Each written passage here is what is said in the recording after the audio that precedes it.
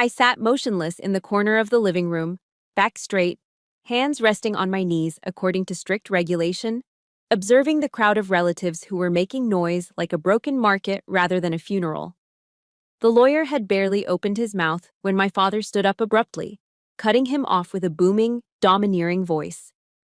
The 3 properties in San Diego belong to my son. As for Olivia, the military has already raised her.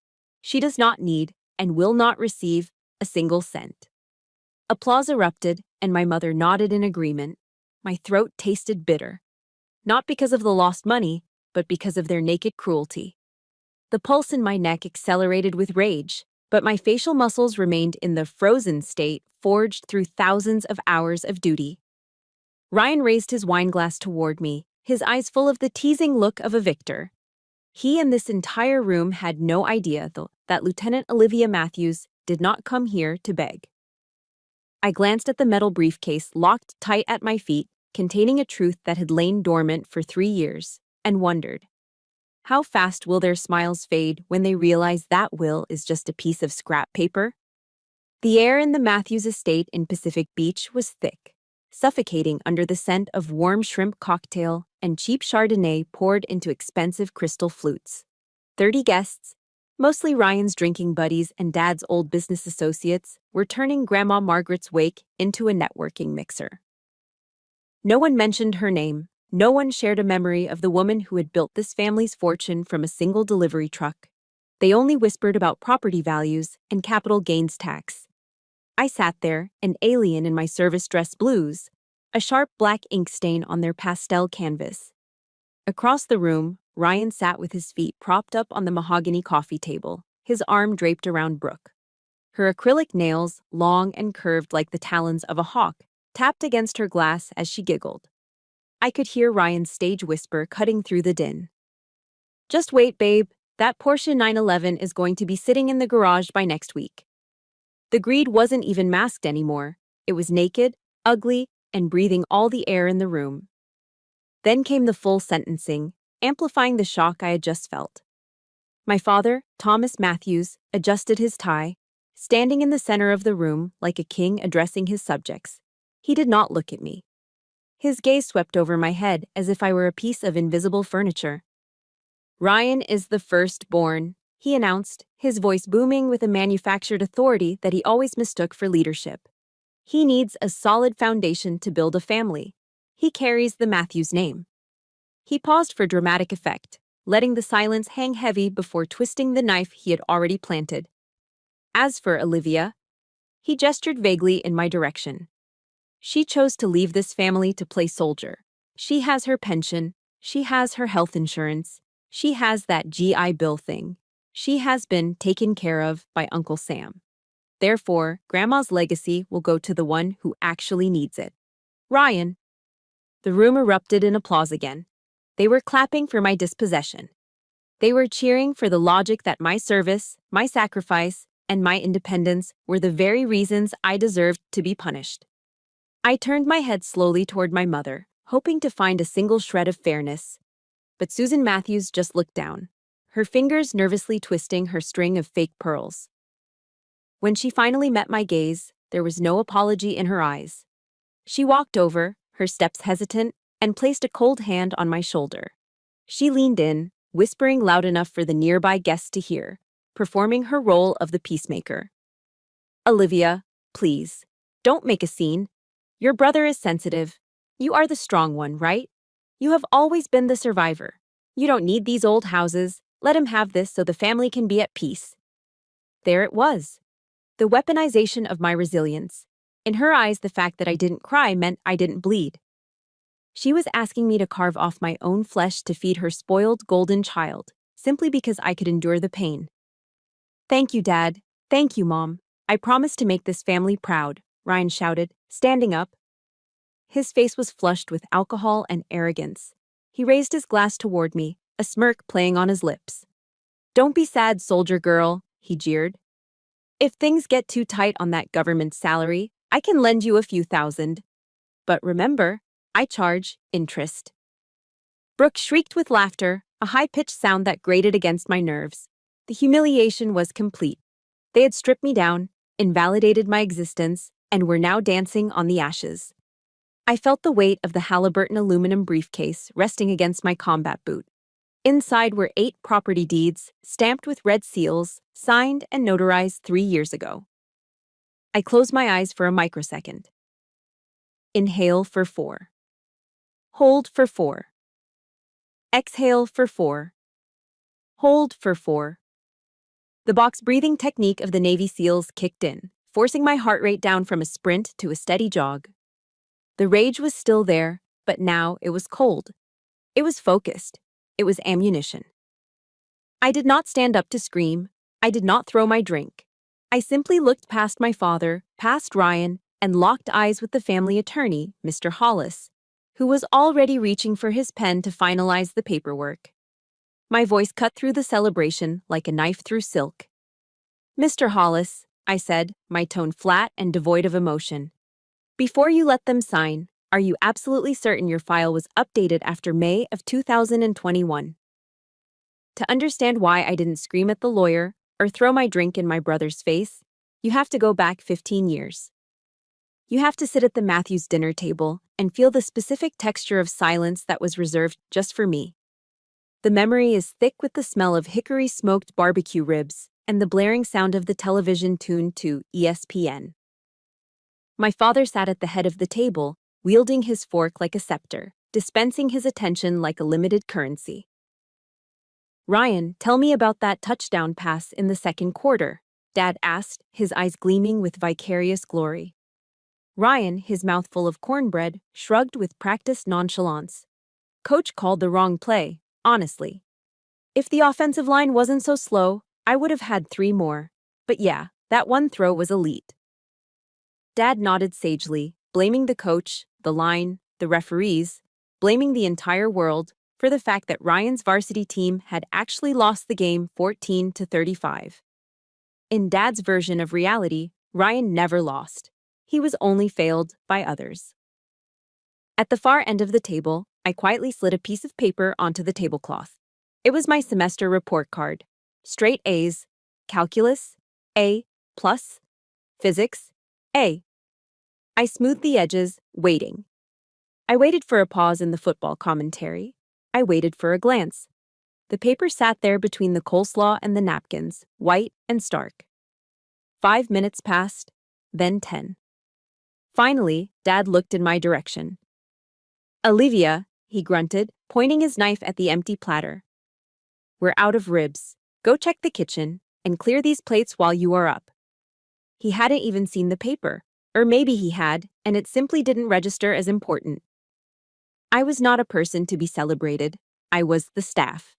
I was the ghost who washed the dishes while the real family discussed legacy.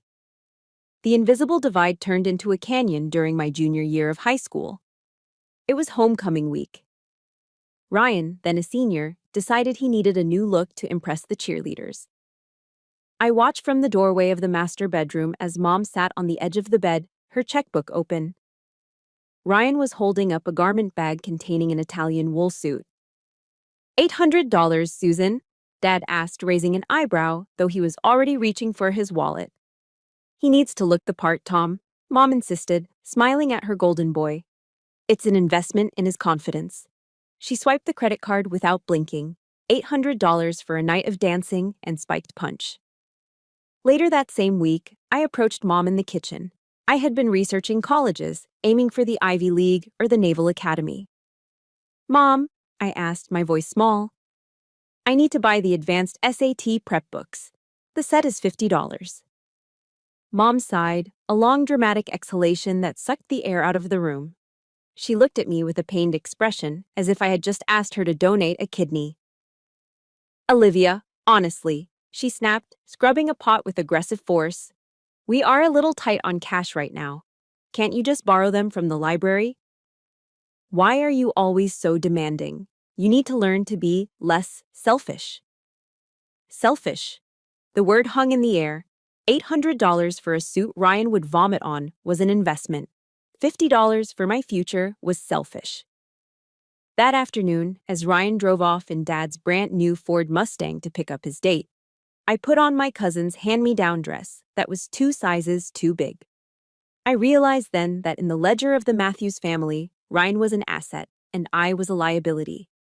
The final severance happened 3 years later. I came home, my heart hammering against my ribs, clutching a thick envelope.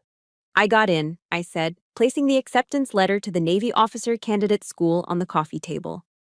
Dad glanced at it during a commercial break. Navy, huh?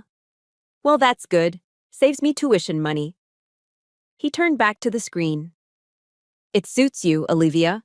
The military is structured. You don't need to worry about being overly feminine there. You just follow orders. No congratulations. No hug. No, I'm proud of you. Just relief that I was off the payroll and a backhanded comment about my womanhood. When the day came to report to Newport, Rhode Island, I packed my single duffel bag. I stood in the foyer, waiting. I can't drive you to the bus station, honey, Mom called out from upstairs. Ryan chipped a tooth opening a beer bottle. I have to get him to the dentist. And I have a tea time at 10, Dad added, checking his watch.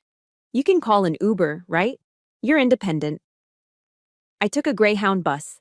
As the heavy diesel engine roared to life and the bus pulled away from the curb, I looked out the window at the empty sidewalk. I realized I wasn't leaving my family because I never really had one. Newport was cold, wet, and miserable. They called it Hell Week for a reason. I was crawling through freezing mud, my lungs burning, while a drill instructor screamed inches from my face, insulting my weakness, my form, my very existence. And for the first time in my life, I felt peace. It sounds insane, but it was true. When the sergeant yelled at me, he wasn't doing it because I was Olivia, the invisible daughter. He was doing it because my push-up form was wrong. It was objective. It was fair. One morning, during inspection, the instructor stopped at my bunk. He took a quarter and bounced it off my sheets. It sprang into the air. He checked the corners, perfect 45-degree angles. He looked me in the eye. Outstanding candidate. That single word fed a hunger I didn't know I had. I learned the creed of Jocko Willink. Discipline equals freedom.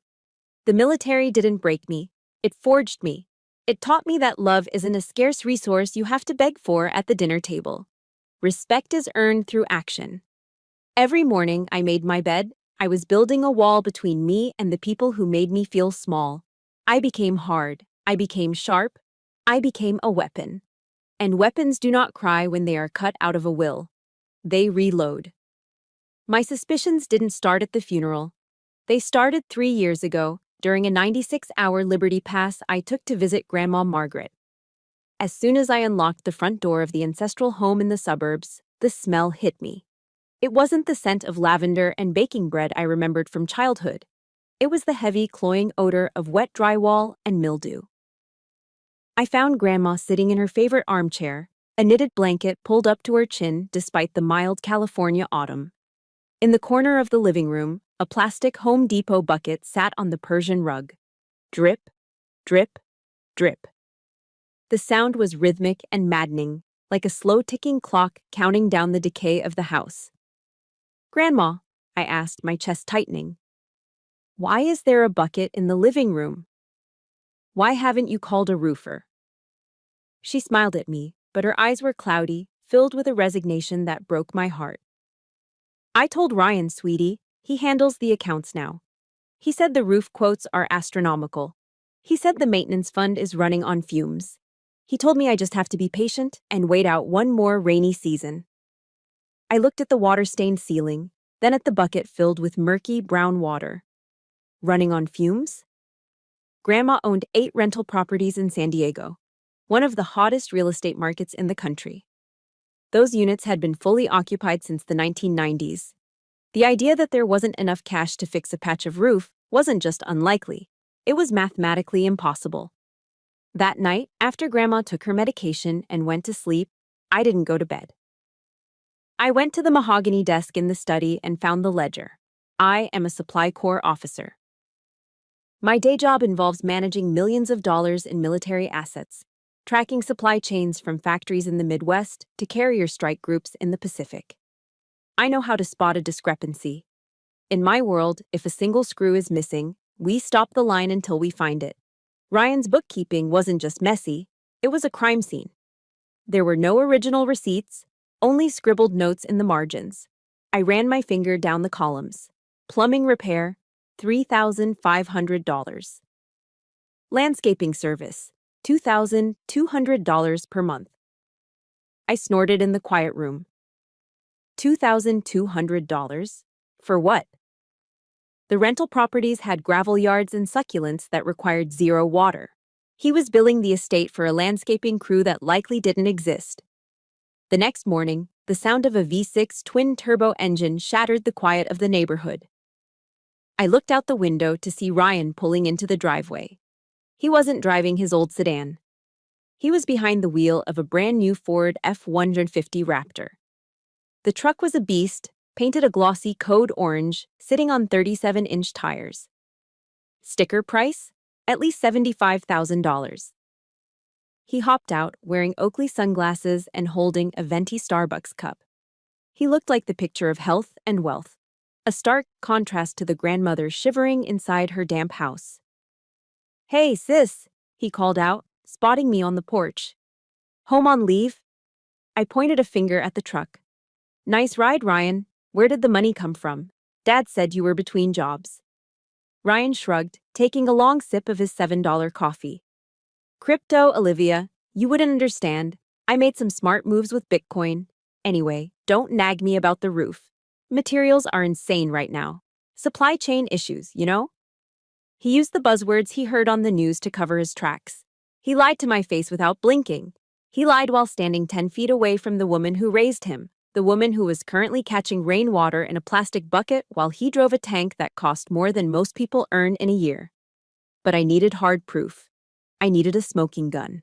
I found it on page 42 of the ledger. HVAC replacement, Garnet Avenue property, $8,000. The date was from last month. I got in my car and drove straight to the rental on Garnet Avenue. It was a hot day, pushing 85 degrees. When the tenant, a guy named Mike, opened the door, a wave of heat hit me. He was sweating through his t-shirt. "New AC unit?" I asked, skipping the pleasantries. Mike let out a bitter laugh. "Are you kidding me? The AC has been dead for 3 months. I've called Ryan a dozen times. He ghosted me. I'm literally drafting a lawsuit right now for breach of habitability." "Mind if I see the unit?" He led me to the side yard. There it was, a rusted, rattling metal box. I checked the serial number plate, manufactured in 1990. I took out my phone and snapped a photo of the rusted unit. Then I took a photo of the serial number. Ryan hadn't spent $8,000 on a new air conditioner. He had pocketed the money, likely for a down payment on that orange truck, and left a paying tenant to roast in the heat and his grandmother to rot in the damp. This wasn't just incompetence, it wasn't just golden child syndrome. This was elder abuse. This was fraud. This was a felony. If you are listening to this and your blood is boiling, I need you to do something for me right now. If you believe that stealing from your own grandmother is the lowest thing a human being can do, hit that like button. And if you want to see Ryan face justice, type the word karma in the comments below. Let me know I'm not fighting this alone. I walked back to my car, my hands shaking, not from fear, but from a cold, lethal rage. I looked at the photo of the rusted machine one last time. Ryan thought he was untouchable because he was the favorite son.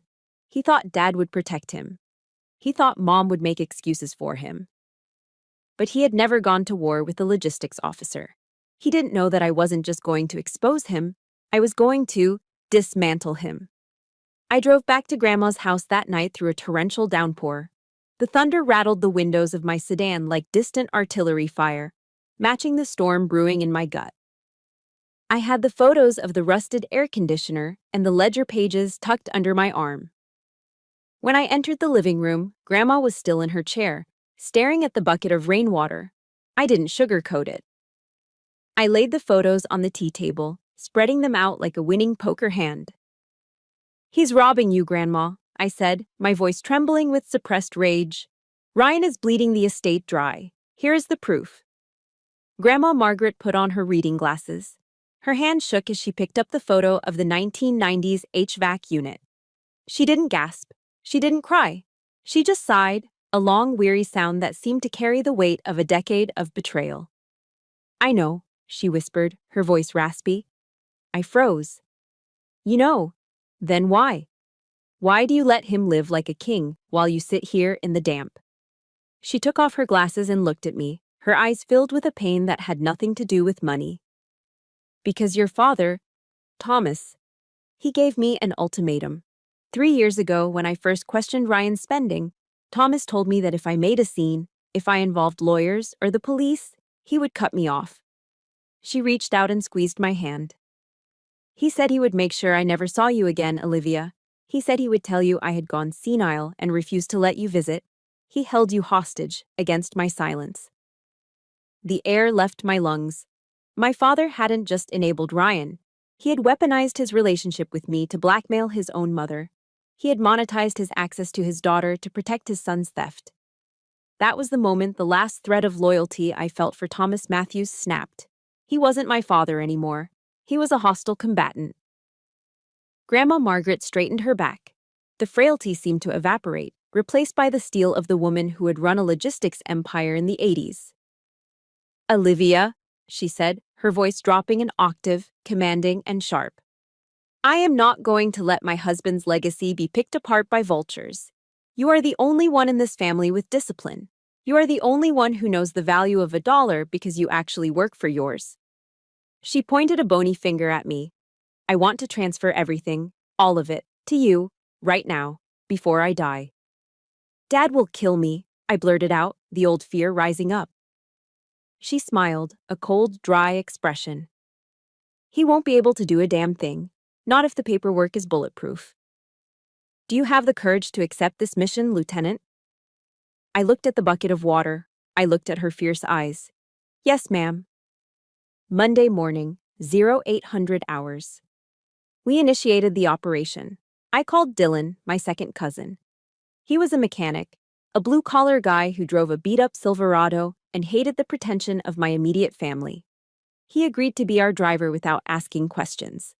We loaded Grandma into Dylan's truck and drove downtown, parking in the alleyway behind the office of Davis & Associates. Mr. Davis was an old family friend, an estate attorney who knew where all the bodies were buried. We went in through the back door to avoid being seen by any of Dad's business cronies who might be lunching nearby. Mr. Davis had the documents ready on his mahogany desk.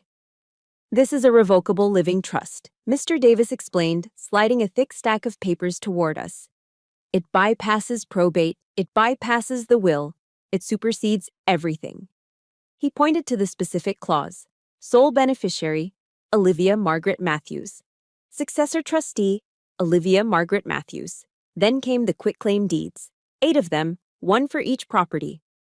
Grandma didn't hesitate. She picked up the pen and began to sign. Scritch, scratch. The sound of the ink flowing onto the heavy legal bond paper was loud in the quiet office.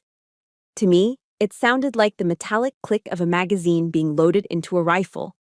With every signature, she was stripping Ryan of his power. With every stamp of the notary's seal, she was reclaiming her dignity. Pacific Beach House, signed. Garnet Avenue Rentals, signed. The Commercial Warehouse, signed.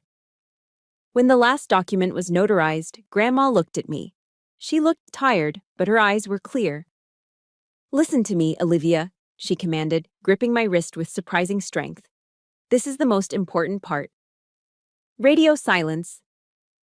"Radio silence," I repeated. "From now until the day I'm in the ground, and even after that, until the very moment they try to take it, you say nothing. You let Ryan drive that truck. You let Thomas brag at the country club. You let them sleep soundly in their arrogance. You let them think they have won. Because when the enemy is comfortable, he is careless." I nodded, locking the strategy into my mind. "Understood." I walked out of that office carrying a secret worth millions of dollars. I went back to my unit. I deployed overseas. And for 3 agonizing years, I watched from a distance. I watched Ryan drain the bank accounts. I watched my parents fawn over him. I watched them treat me like a nuisance. I endured every insult, every snub, every condescending remark about my government salary. I held my tongue because I knew something they didn't. I knew that every dollar Ryan stole was just evidence building a case against him. I knew that the ground they were standing on didn't belong to them anymore. It belonged to the ghost in the back of the room. The soil on Grandma Margaret's grave wasn't even dry yet when the ambush happened. We had just returned from the cemetery. The black limousines were still idling in the driveway, and the guests were filtering into the living room for the wake. But before I could even take off my white gloves, my father gripped my elbow. His fingers dug into my arm with a force that was less like a hug and more like a handcuff. "Study. Now," he muttered, his voice low and tight. "Family meeting." I followed him into his home office. The room smelled of old leather and expensive cigar smoke, the scent of a club I was never allowed to join. Dad marched behind his massive oak desk and sat down, assuming the position of the judge. Mom sat in the guest chair, dabbing her dry eyes with a tissue. Ryan leaned against the bookshelf, crossing his ankles, looking like a tragic victim who had just been terribly inconvenienced by a death in the family. On the desk, sitting alone on the green blotter, was a single document. Dad didn't waste time with pleasantries. He slid the paper toward me along with his heavy black resin Mont Blanc pen. "Sign it, Olivia," he ordered. I looked down. The title at the top read, "Disclaimer of Interest." "What is this?" I asked, though I knew exactly what it was. "It is a formality," Dad said, waving his hand dismissively. "It states that you voluntarily waive any claim to your grandmother's estate. It streamlines the transfer of assets to Ryan. We don't want to get courts and lawyers involved, do we? That gets messy. That gets expensive. We are a family. We handle things internally." They weren't asking me. They were commanding me to rob myself. Before I could respond, Mom started her performance.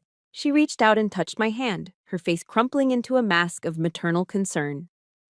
"Olivia, sweetheart, please look at your brother," she said, gesturing to the 36-year-old man who was currently checking his text messages. "Ryan needs stability. He's getting married to Brooke. He needs to provide. You are gone all the time on your deployments. You aren't here to manage properties." She took a breath, and then she delivered the blow that she had been saving for years. "Besides, honey," she said, her voice dropping to a conspiratorial whisper, "you are a woman. Eventually, you will get married. You will change your name. The assets, they really should stay with the Matthews name. Ryan is the only son. He carries the legacy. You understand, don't you? It's just the natural order of things." My stomach turned. There it was. The sexism wasn't even subtle. In Susan Matthews's world, my biology rendered me incapable of stewardship. Because I didn't have the right plumbing, I didn't deserve the legacy. She was using my gender to validate her theft. Then Ryan pushed off the bookshelf and sauntered over. He put a heavy hand on my shoulder, squeezing it in a way that felt patronizing. "Come on, sis," he said, flashing a grin that didn't reach his eyes. "Don't be difficult. Sign the paper, and I'll make it worth your while. Tell you what, once I sell the Pacific Beach house, I will buy you that Hermes bag you see all the celebrities carrying. A Birkin, a Kelly, whatever you want. On me." I looked at him. He truly believed that my dignity could be bought with a purse. He thought I was a shallow child who could be distracted by a shiny object while he stole millions of dollars in real estate. The silence in the room stretched thin, like a rubber band about to snap. They were all looking at me, Dad with his authority, Mom with her guilt, Ryan with his bribe, waiting for me to submit, waiting for the good daughter to fold. I know many of you listening right now have stood in a room just like this. You have been told to keep the peace at the expense of your own soul. You have been told that family comes first by the very people who put you last. If you are tired of being gaslighted by the people who are supposed to protect you, hit that like button right now. And if you would refuse to sign that paper, type "respect" in the comments. Show me that you know your own worth. I picked up the document. I felt the texture of the paper between my thumb and forefinger. Then I looked at my father. I looked at my mother. And finally, I looked at Ryan. My expression didn't change. My pulse didn't race. I was calm. I was deadly calm. You ask me who I am, I said, my voice cold enough to freeze the air in the room. I am a lieutenant in the United States Navy. I took an oath to support and defend the Constitution of the United States against all enemies, foreign and domestic. I paused, letting the words hang there. And I have realized something today, I continued, locking eyes with my father. Greed is an enemy. Manipulation is an enemy. I took the disclaimer of interest in both hands. Rip! The sound was loud, violent, and final. I tore the document in half, then in quarters. I let the pieces flutter down onto Dad's pristine desk like snow. I will not sign anything, I said. And I don't want your handbag, Ryan. I want what is mine. You ungrateful little... Ryan started to lunge forward, his face turning red. I wouldn't do that, I warned, shifting my stance slightly. See you at the reading of the will. I turned on my heel and walked out of the study, leaving the door wide open behind me. Behind me, I could hear the stunned silence turning into chaos, but I didn't look back. The war had officially begun. For the 3 days leading up to the reading of the will, I did not sleep. I did not eat. I operated on black coffee and the cold, hard adrenaline of a mission commander preparing for a strike.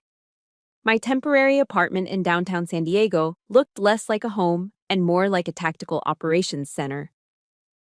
My dining table was buried under stacks of paper, legal pads, and the glowing blue light of 2 laptop screens. I wasn't just waiting for the meeting, I was building a case. I logged into the San Diego County Assessor's public portal. It is a dry, boring database to most people, but to me, it was a goldmine. I downloaded the transaction history for every single property in the Matthews portfolio. Then, I cross-referenced them with the bank statements I'd subpoenaed through the Living Trust's authority. What I found made my jaw tighten. Ryan hadn't just been stealing cash for maintenance fraud, he had been trying to leverage the equity of the houses. There were 3 rejected loan applications from predatory lenders, the kind of places that charged 20% interest. Ryan had tried to use Grandma's Pacific Beach house as collateral for a quick cash infusion, likely to cover his crypto losses. But the banks had denied him. Why? Because when they ran the title search, the name on the deed didn't match his. I printed every rejection letter. I printed the tax records showing penalties for late payments. Each piece of paper was a bullet. I didn't just throw them in a pile. I organized them with the obsessive precision of a logistics officer. Yellow highlighter for fraud, pink highlighter for negligence, blue highlighter for tax evasion. I punched holes in the documents and slotted them into navy blue binders. Snap, snap. The sound of the metal rings closing was rhythmic, soothing. By Friday night, I didn't have a pile of complaints. I had a weaponized dossier. On Saturday morning, the day of the reckoning, I made one phone call. Dylan, I said when my cousin picked up. Are you free this afternoon? Yeah, he stammered, the sound of a wrench clanking in the background. Just fixing the truck. Why? I need you at the house for the reading of the will. 2 o'clock sharp. Wear a collared shirt. There was a long pause on the line. Dylan was a good kid, a mechanic who stayed out of family drama, but he wasn't stupid. Olivia, he said, his voice dropping. Are you really going to do this? Uncle Thomas? He isn't looking good. His blood pressure is high. If you blow this up, he might have a heart attack. I looked at the stack of evidence on my table. I thought about the bucket of rainwater in Grandma's living room. I thought about the way Dad had blackmailed his own mother. He made his choice, Dylan, I said, my voice flat. He chose his side 3 years ago. Now, he has to face the consequences of that choice. I just need a witness, someone who isn't on his payroll. Will you be there? I'll be there, Dylan sighed. At 1300 hours, I began the ritual of suiting up. Most people would wear a black dress to a wake. They would wear something modest, blending in with the mourning crowd. But I wasn't going there to mourn. I was going there to preside over a court-martial. I opened my garment bag and pulled out my service dress blues. The fabric was heavy, immaculate, and lint-free. I stepped into the trousers, pulling them up and securing the waist. I buttoned the white shirt, ensuring the collar was starched stiff enough to cut glass. Then came the jacket. Double-breasted, gold buttons. I stood in front of the full-length mirror. I brushed my hair back, pulling it tight against my scalp, twisting it into a regulation bun that sat perfectly at the nape of my neck. Not a single strand was out of place. No softness. No femininity for them to mock. I pinned my ribbon rack to my left chest. The Navy Achievement Medal glinted under the bathroom lights. I had earned that for optimizing a vaccine supply chain during a global crisis, saving thousands of man-hours. My family called it government work. I called it competence. I looked at my reflection. The girl who used to beg for $50 for SAT books was gone. The woman staring back was Lieutenant Matthews. She represented honor, courage, and commitment. And she was about to bring the Uniform Code of Military Justice into her parents' living room. Before I left, I reached into my nightstand and pulled out the small leather-bound Bible Grandma Margaret had given me the day I commissioned. A bookmark was tucked into the pages. I opened it to Psalm 118, verse 22. I read the words aloud, a quiet incantation against the gaslighting I was about to face. The stone which the builders rejected has become the chief cornerstone. I closed the book and slipped it into my pocket. Finally, I reached down and picked up the Halliburton aluminum briefcase. It was heavy, cold, and indestructible. I placed the navy blue binders inside, nestling them next to the original trust documents. Click! Click! The sound of the latches locking echoed in the empty apartment like the racking of a shotgun slide. I checked my watch. Time to go. I picked up the case, walked out the door, and didn't look back. The silence was over. The hunter was coming home. My question about the file date hung in the air like the smoke from a fired pistol. Mr. Hollis blinked, his pen hovering over the signature line of the will. "Excuse me?" he stammered, his brow furrowing. "The file was last updated in 2018. Why would that matter?" I didn't answer him, not with words. I bent down and lifted the Halliburton aluminum briefcase. I set it onto the glass coffee table with a heavy metallic thud that silenced the room. With a deliberate sweep of my arm, I pushed the half-empty glasses of Chardonnay and the crystal flutes aside, clearing the battlefield. Click! Click! The sound of the latches snapping open was crisp and loud in the sudden quiet. I lifted the lid. Inside, the navy blue binders and the stack of legal documents sat organized with military precision. I reached in and pulled out the first document. I held it up high, letting the overhead chandelier illuminate the official red stamp of the San Diego County Clerk. "This," I said, my voice calm, steady, and terrifyingly flat, "is a grant deed for the Pacific Beach property." I dropped it onto the table in front of Mr. Hollis. Owner of record, Olivia Margaret Matthews. Date of recording, May 14, 2021, 3 years ago. I reached back into the case. "Here's the deed for the Garnet Avenue rentals. Transferred." I slapped it down. "Here's the warehouse on Miramar Road. Transferred." Slap. "Here's the family home we are standing in right now. Transferred." Slap. I looked at my father, who had turned a shade of gray I had never seen before. "The will you just read is worthless, Dad. Grandma didn't leave you the empire. She gave it to the only person she trusted not to burn it to the ground."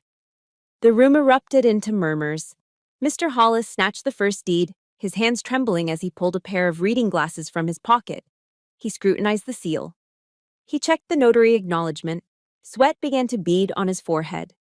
"This, Thomas, this is authentic," the lawyer stuttered, looking up at my father with wide, panicked eyes. "The chain of title is clear. It was a transfer into a revocable living trust, and then a quitclaim to Olivia. It supersedes the will. The assets were not Margaret's to give when she died. They already belonged to Olivia. The empire my father thought he controlled, the legacy he had just handed to his golden boy, dissolved instantly. He collapsed back into his armchair, his mouth opening and closing like a fish out of water. The power he held over me, the money, the inheritance, the threat of exclusion, was gone. But Ryan wasn't ready to accept defeat. His face twisted into a mask of pure, ugly rage. The veins in his neck bulged as the reality of his destitution hit him. "You liar!" he screamed, spraying spit as he lunged toward the table. He swiped at the papers, sending them fluttering to the floor. You manipulated her. She was senile. She didn't know what she was signing. You forced her. He charged at me, his fist cocked back. I didn't flinch. I didn't step back. I dropped into a modified ready stance, feet shoulder-width apart, hands raised to guard my center line. I was a trained naval officer. He was a drunk frat boy in a suit. Don't touch me, Ryan, I warned, my voice dropping to a command register. She was crazy, Ryan yelled, looking around the room for support. Everyone knows Grandma was losing her mind. This is fraud. No, she wasn't. The voice came from the back of the room. Dylan, my cousin in his flannel shirt and work boots, stepped forward. He walked through the crowd of stunned guests until he stood next to me. I drove her to the lawyer's office, Ryan, Dylan said, his voice deep and steady. I sat there for 2 hours while she reviewed every single paragraph with Mr. Davis. She wasn't crazy. She was heartbroken.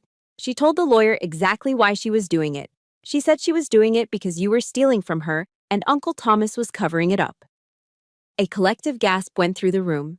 The guests, the business partners, the hangers-on, they all turned their eyes to Ryan and my father. The mask had slipped. They weren't the grieving family. They were the thieves. Ryan stood frozen, his chest heaving, trapped by the undeniable truth. He looked at Mom, begging for her to fix it, but she had buried her face in her hands, sobbing quietly. I bent down and picked up the deeds, dusting them off with exaggerated care. Then I placed them back into the briefcase and snapped it shut. I looked at my parents. You always said Ryan needed a chance to grow up, I said, my voice cutting through the sound of my mother's crying. Well, this is his chance. Sink or swim. I turned my gaze to Ryan, who looked small and pathetic without his unearned inheritance. I am giving you 48 hours to clear your personal effects out of the management office, I stated, checking my watch. If you are not gone by Monday at 5 p.m., I will have the county sheriff remove you for trespassing. And Ryan, I have already audited the books. Don't try to delete anything. I have backups. I picked up the handle of the case. It felt lighter now. Enjoy the shrimp cocktail, I said to the silent room. I turned and walked toward the front door, my boots clicking rhythmically on the hardwood floor, leaving the chaos behind me. On Monday morning, exactly 48 hours after the reading of the will, I arrived at the property management office. I did not come alone. I brought a San Diego County Sheriff's deputy with me for a civil standby. It is a standard procedure when you expect an eviction to turn volatile. And Ryan did not disappoint. The office, which used to be organized and clean under Grandma's watch, smelled like stale tequila and panic. Ryan was frantically shoving papers into a cardboard box. His eyes were bloodshot, his shirt untucked. When he saw me standing in the doorway with the uniformed officer, he didn't freeze. He exploded. You can't do this, he screamed, hurling a stapler across the room. It hit the drywall with a dull thud. I built this business. You drained this business, I corrected him, my voice calm. Officer, would you please ensure he only takes personal items? No hard drives, no files. Ryan let out a string of curses that would have made a sailor blush, but he stopped throwing things. He rushed to the desktop computer and started hammering on the keyboard. I knew exactly what he was doing. He was trying to format the drive. He was trying to erase the evidence of the landscaping kickbacks and the fake invoices. I walked over and unplugged the tower from the wall. Don't bother, I said. I cloned the drive remotely on Saturday night. Every deleted email, every altered spreadsheet, it is already on a server in the cloud. Ryan slumped into his chair, defeated by technology he didn't understand and a sister he had underestimated. Outside, the collapse of his facade continued with brutal efficiency. A tow truck was backing into the driveway. It wasn't just any tow truck, it was a repo man. The bank hadn't wasted time. Ryan hadn't made a payment on the Ford F-150 Raptor in 3 months. I watched through the window as the hook was attached to the bumper of the $70,000 truck. The code orange paint gleamed in the sun one last time before it was dragged away, leaving oil stains on the pavement. But the repo man was kind compared to Brooke. She arrived just as Ryan was being escorted out of the building with his box of desk toys. She wasn't there to comfort him. She had heard the news, probably from the text I sent to the tenants directing all future rent payments to the new trust account. She knew the gravy train had derailed. "You told me you owned those buildings," she shrieked, standing in the parking lot in her designer heels. "You told me you were a millionaire." "Babe, listen, it is just a legal mix-up," Ryan pleaded, reaching for her hand. She pulled back as if he were contagious. Then, she did something that made the sheriff look away in second-hand embarrassment. She pulled the diamond engagement ring off her finger. "I took this to the jeweler this morning to see what I could get for it," she yelled, throwing the ring at his chest.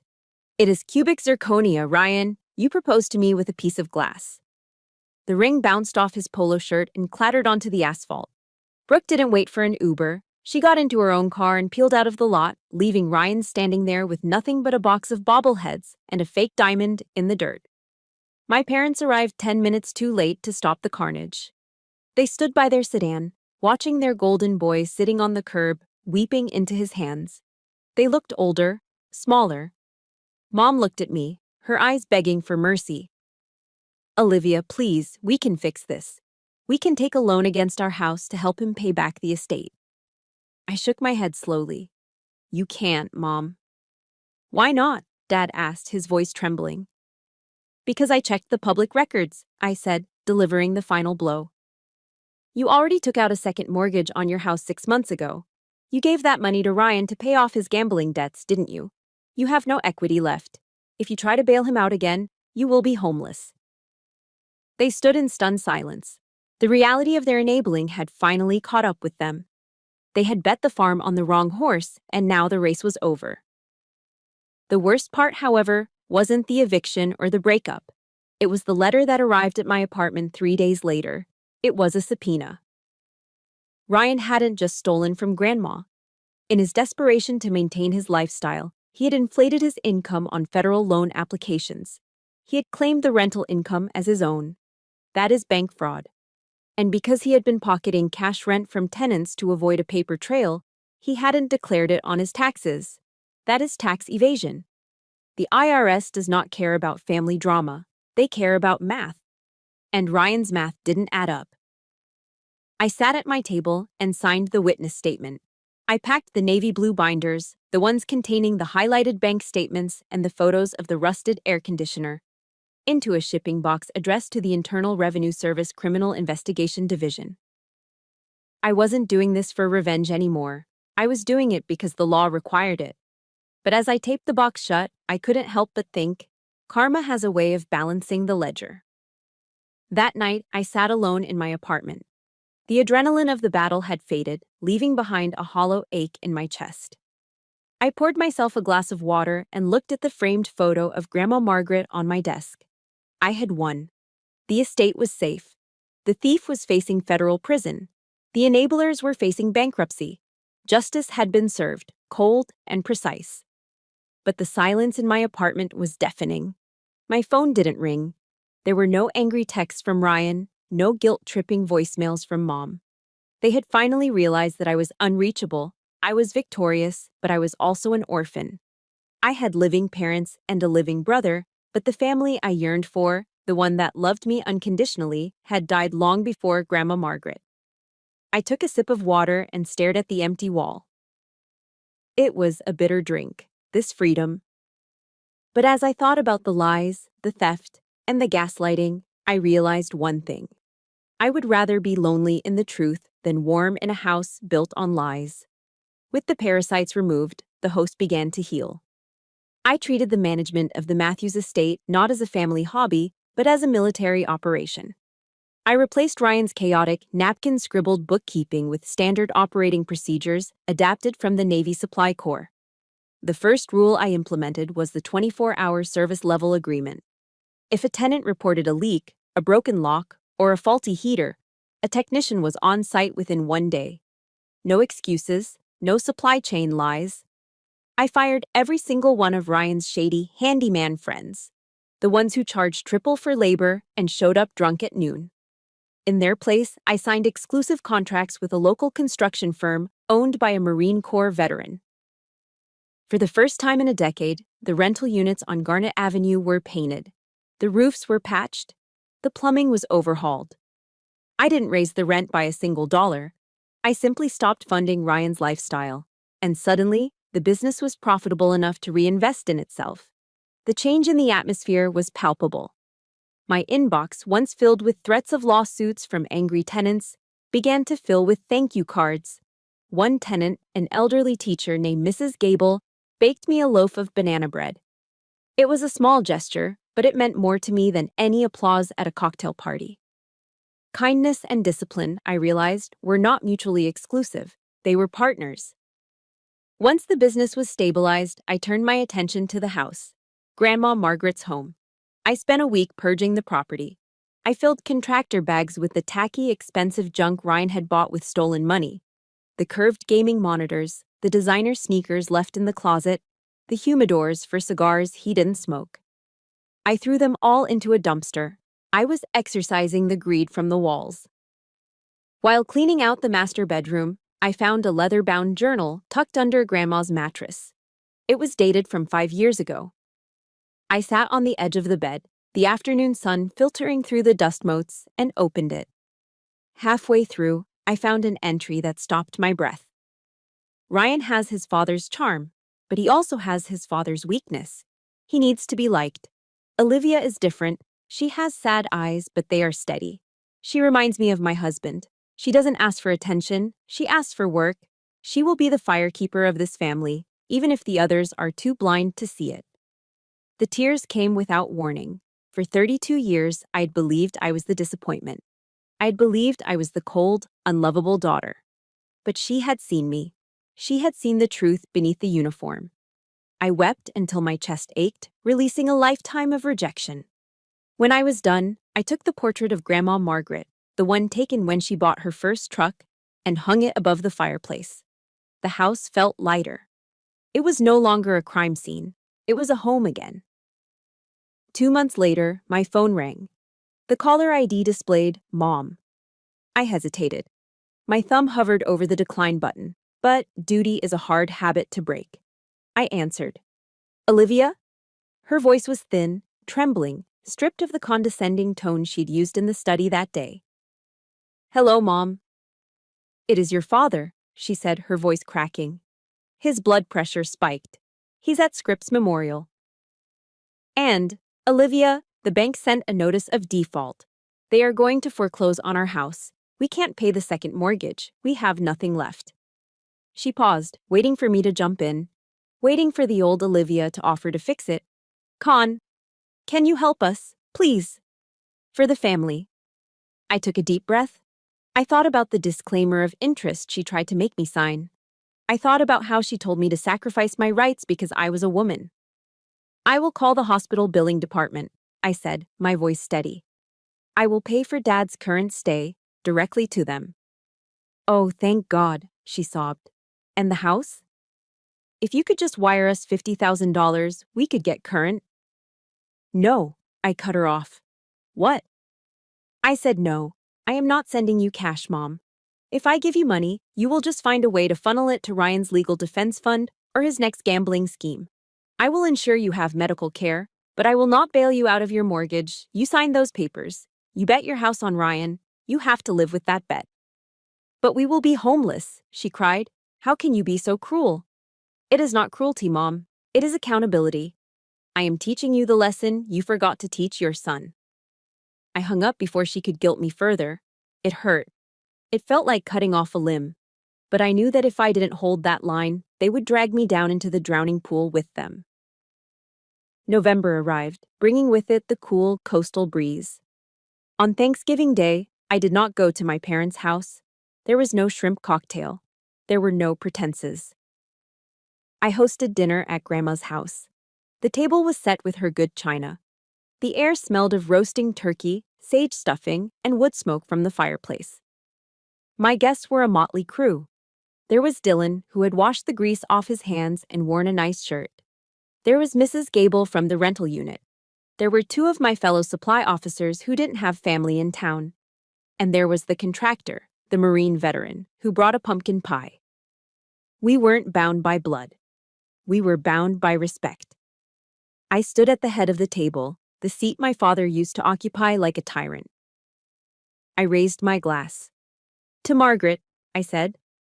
To Margaret, everyone echoed warmly. I looked around the table at the smiling faces. There was no tension. No one was trying to manipulate me. No one was judging my gender or my salary. I realized then that I had spent my whole life trying to earn a seat at a table where I was never wanted, when all along I had the power to build my own table. I had found my tribe. And for the first time in my life, on this Thanksgiving, I was truly thankful.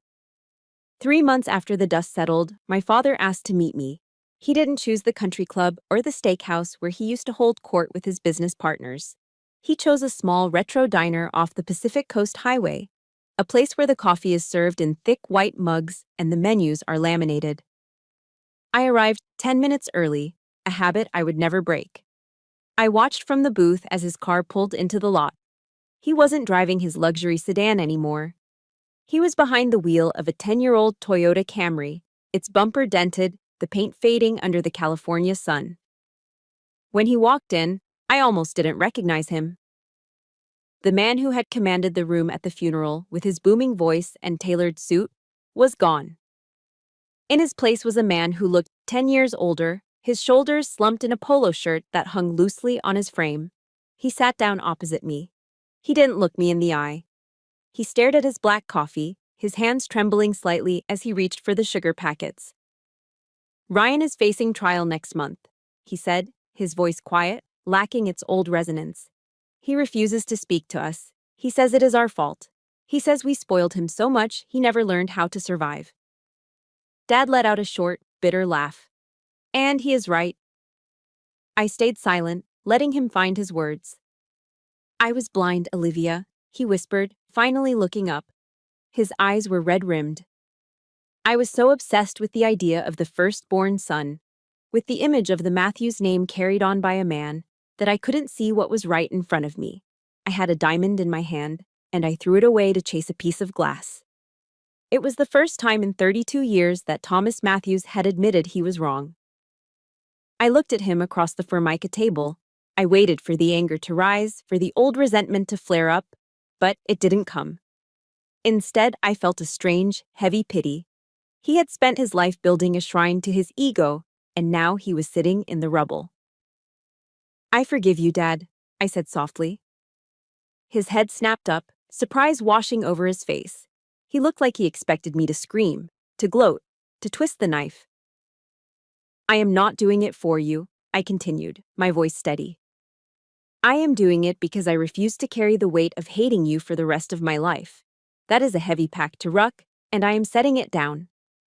I leaned forward, establishing the perimeter of our new relationship. But forgiveness is not amnesia. I will ensure the trust pays for your medical bills. I will ensure you and Mom have a roof over your heads. But you will never again have a say in my life. You will never advise me on the business. And you will never, ever try to manipulate me again. Those are the terms. He nodded slowly, a single tear tracking through the stubble on his cheek. It was a sad compromise, but it was a fair one. I left the diner before the lunch rush. I had work to do. That afternoon, I met with Mr. Davis to finalize the newest amendment to the Matthews Family Trust. We weren't buying more properties. We were investing in people. Are you sure about this percentage, Olivia? Mr. Davis asked, tapping his pen on the draft. 20% of gross profits is a significant amount. I am sure, I replied. We established the Margaret Matthews Scholarship Fund. But it wasn't for everyone. It was specifically designated for the children of active-duty Navy petty officers, the enlisted men and women who work the hardest and get paid the least. I wanted to make sure that no 18-year-old girl would ever have to beg her parents for $50 to buy SAT books. I wanted to ensure that if a child had the drive to succeed, money would never be the barrier that stopped them. Grandma's legacy wouldn't just be a portfolio of stucco apartment buildings. It would be a ladder for the next generation to climb. That evening, I stood on the balcony of the Pacific Beach House.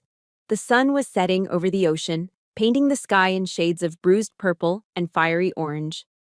For the first time since I enlisted, my hair wasn't pulled back in a tight regulation bun.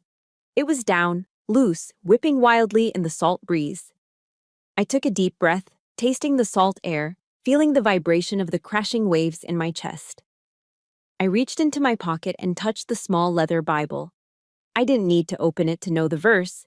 It was etched into my bones now. The stone which the builders rejected has become the chief cornerstone. I smiled. They had rejected me. They had tried to bury me. But they didn't know that I was a seed, not a corpse. The pressure they applied didn't crush me. It condensed me. It turned the coal into a diamond. I turned my back to the dark house and looked out at the horizon. The night was coming, but inside of me, the long, cold winter was finally over. It was morning. The most expensive lesson I learned wasn't about real estate or living trusts. It was about self-worth. For years, I waited for an apology that was never going to come. I thought if I just achieved enough, served enough, or endured enough, my family would finally see my value. But here is the truth. You cannot dry the ink on a story that someone else is writing for you. You have to grab the pen. If you are the black sheep or the scapegoat, stop trying to dye your wool white to please people who are committed to misunderstanding you. Don't wait for a seat at a toxic table. Go build your own. Thank you for standing watch with me until the very end. I know many of you listening right now are fighting your own silent battles, gathering your own evidence, and holding the line against injustice. I want to hear from you. Have you ever had to cut ties to save your sanity? Or are you still planning your exit strategy? Type the word stone in the comments below if you are ready to become the cornerstone of your own life. And if this story gave you strength, please subscribe and share this with someone who needs to hear it. Remember, you are never alone. You are part of this tribe now. Dismissed.